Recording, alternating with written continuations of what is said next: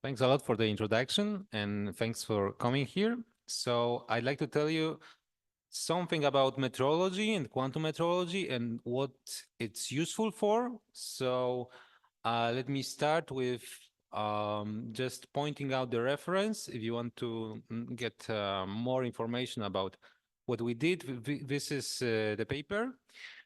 But let me start with a crash course on metrology and just to get you the flavor of what's that about and why is it important.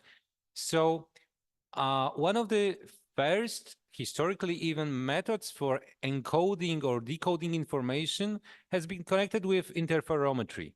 So what you think of is some unitary transformation which applied to some state.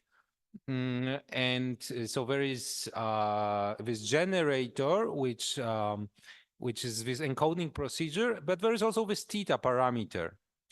And then your final state is dependent on this theta.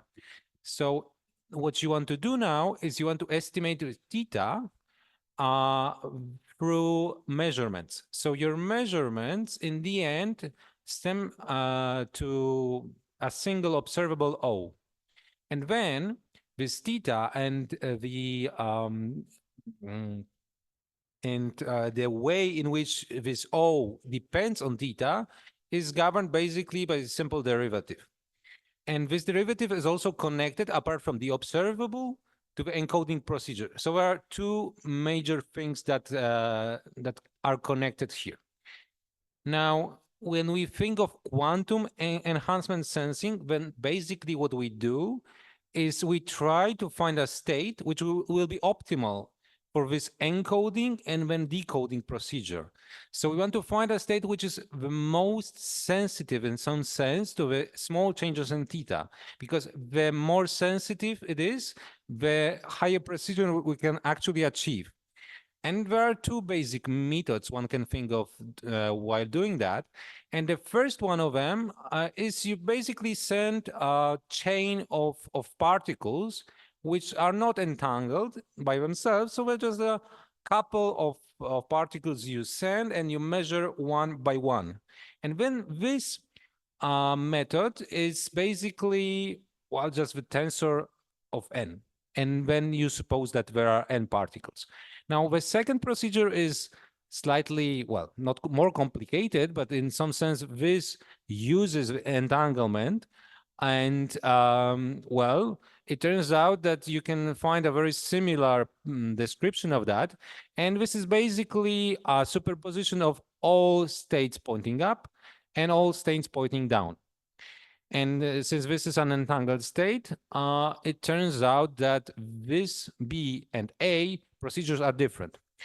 Now, how exactly? Well, it all boils down to what you can achieve without entanglement and with entanglement. And without entanglement, the procedure, the precision of the procedure is 1 over n. So basically, you cannot have smaller precision, so you cannot have a better one. Now, in the quantum entangled limit, what you can achieve is the Heisenberg limit, which is 1 over n squared. And this is exactly the precision enhancement that we can achieve while we use entanglement. Even more, not only this precision is connected with entanglement in this way, but also there is some parameter called entanglement depth, which is strictly related to the precision enhancement that we can achieve. So basically, entanglement depth tells you how many particles are entangled.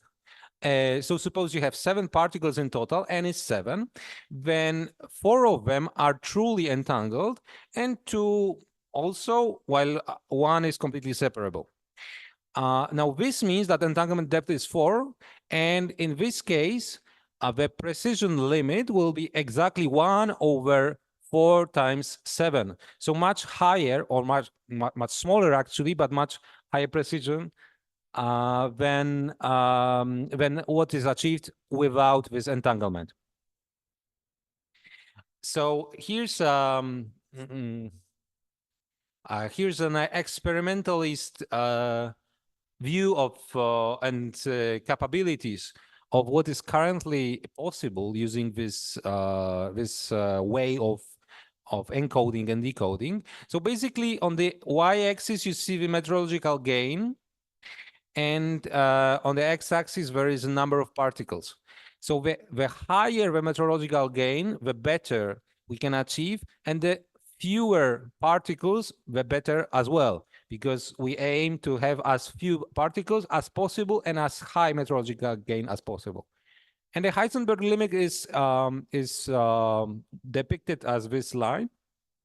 So what we can see is that recently there are a couple of experiments that are really close to achieve this Heisenberg limit, which is nice for us because it tells us that not only this Heisenberg limit is something which is theoretical, but actually we can apply this in the laboratory so that we have a better understanding and better precision of our experiments. And how do we quantify that? So I said that entanglement is necessary, but it's not the only thing that's necessary. Actually, there's more of that. And we quantify this precision enhancement via quantum Fisher information. And it's a pretty complicated equation, but it boils down to a simple fact.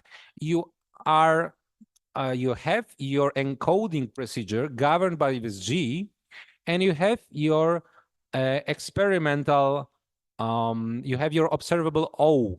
And what you want to do is for a given state rho, which can be mixed, you want to optimize, so maximize this, inverse over sensitivity over with all possible experimental setups or possible O's.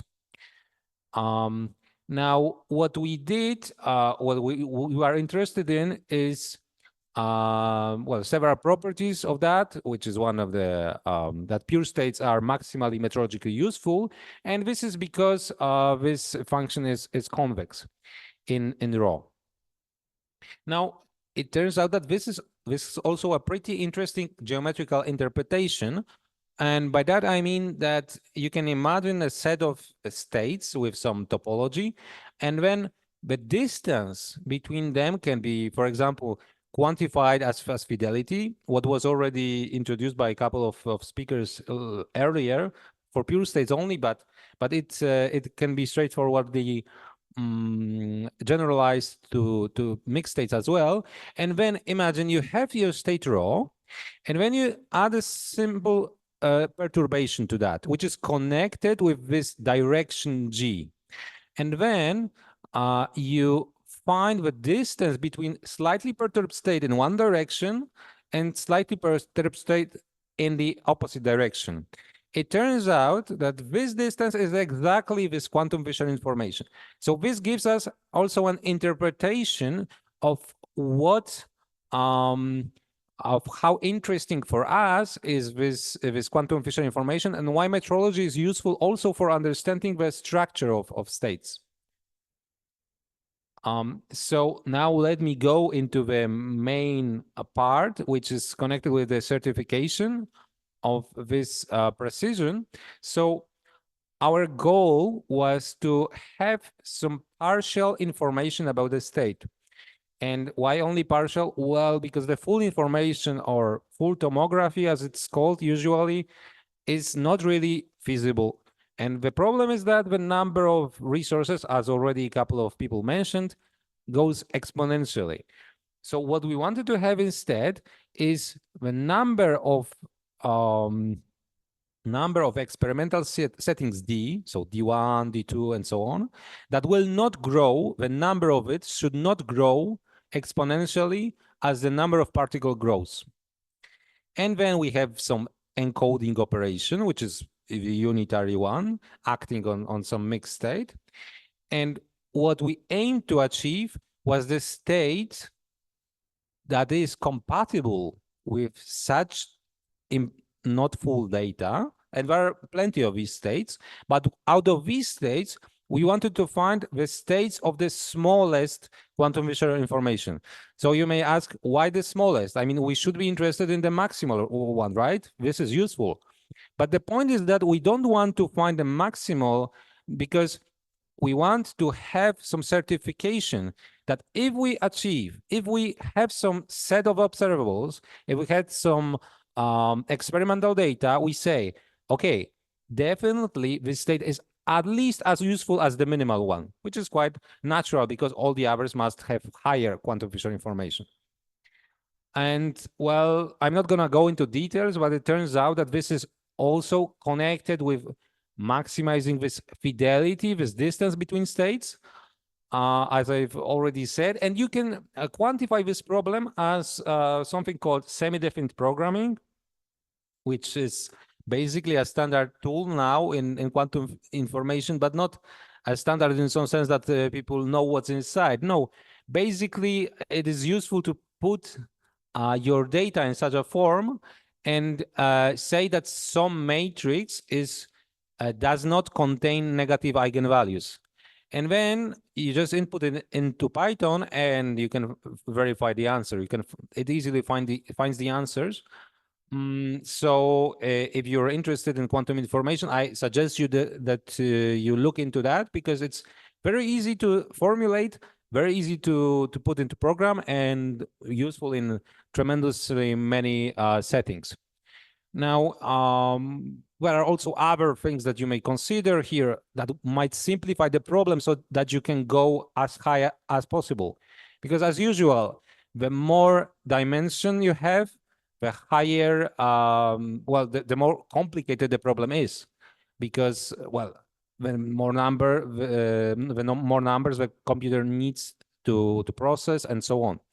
So there are several ways to overcome this obstacle, at least a little. And one of them is, for example, symmetries. But this is just to give you some hint of what can happen and how to use that. Now, I'm going to give you some illustrations so that you have some idea of in which situations you can actually apply this setting. So one of them is for example, magnetometry. So when you want to estimate the magnetic field intensity, and then what you do is you have collective spin, and one of the simplest procedures recently done, and that is useful still, is one-axis twisting, which is easy to explain in this sense that you basically take the huge Bloch ball, which, as we know, is just a generalization of the Bloch ball for one qubit, but it's only up to this up to some simplifications because it's not always you cannot write any state like that.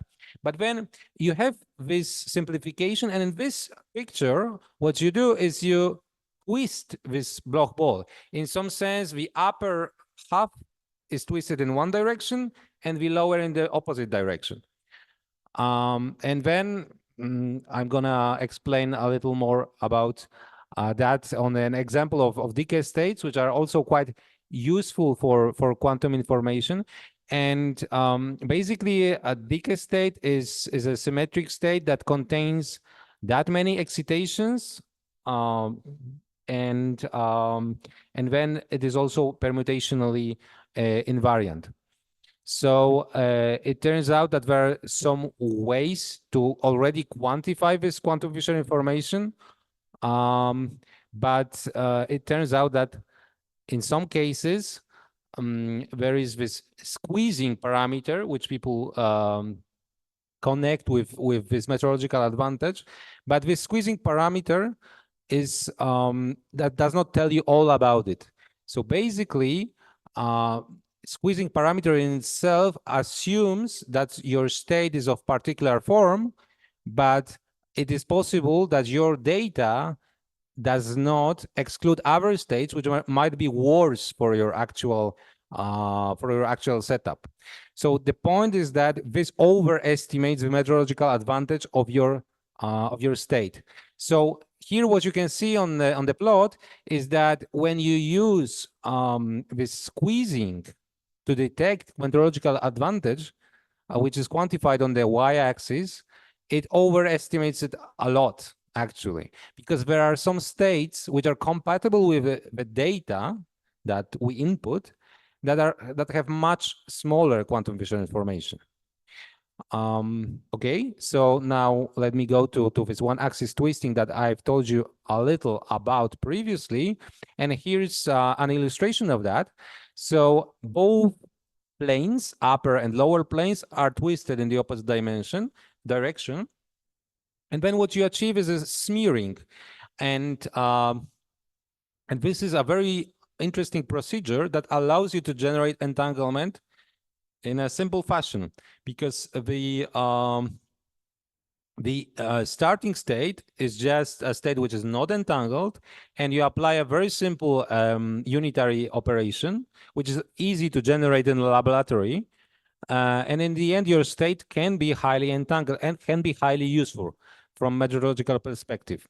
So what you can see here is the, again, metrological gain as time progresses, because this is a dynamical system. The state depends on time explicitly.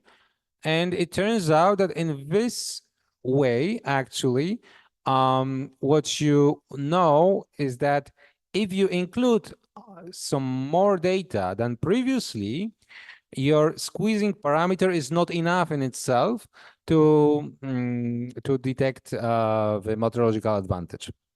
And we using only second moments, which is slightly more number of data, slightly more measurements necessary than previously, you still you can obtain a better bound than using only twisting. Okay, I don't want to go too much into details, maybe, especially since, well, I know that previous talks were not so specialized, and I don't want to be the one who performs badly in this respect. But it turns out that this squeezing is quite interesting in itself, because when you squeeze and you start from a single point, and when you squeeze one half in one direction, the other in the other direction, when there is a half of the rotation, you're gonna achieve what is called a cut state.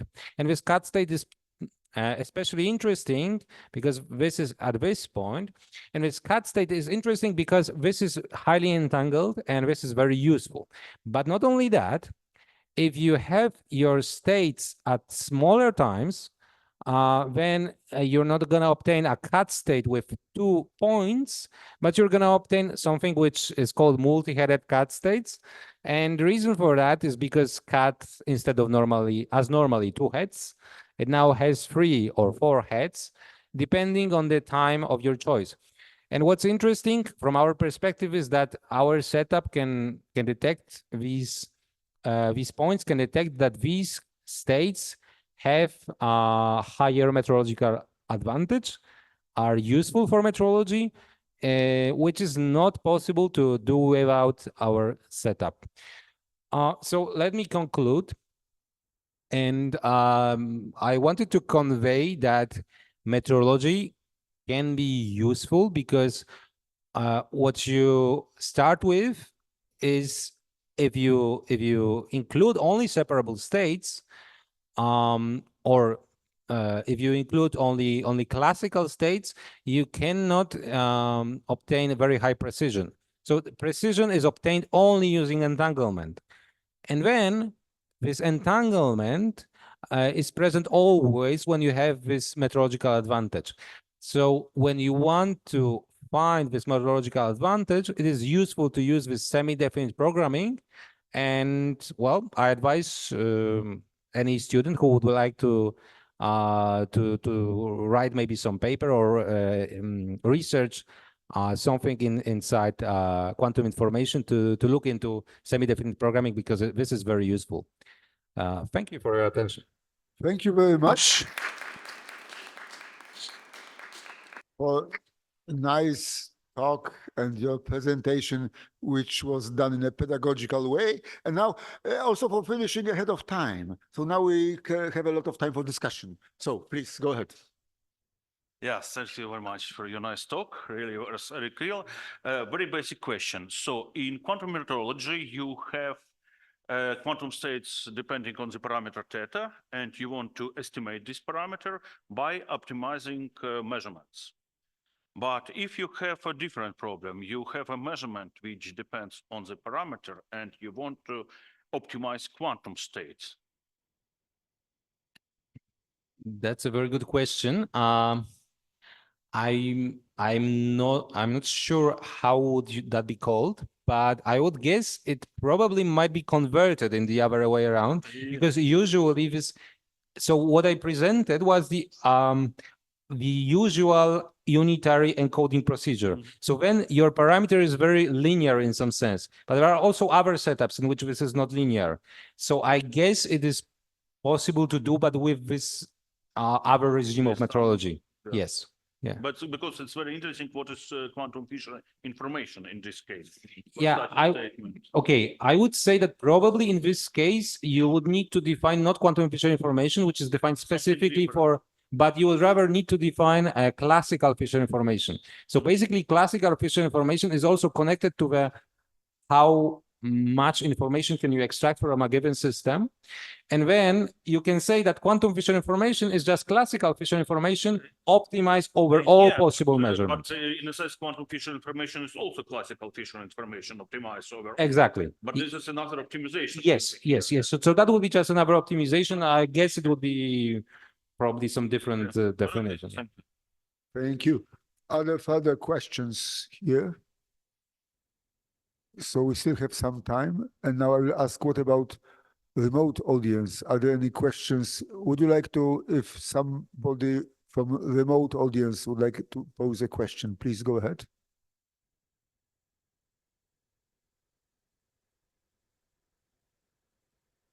Yes.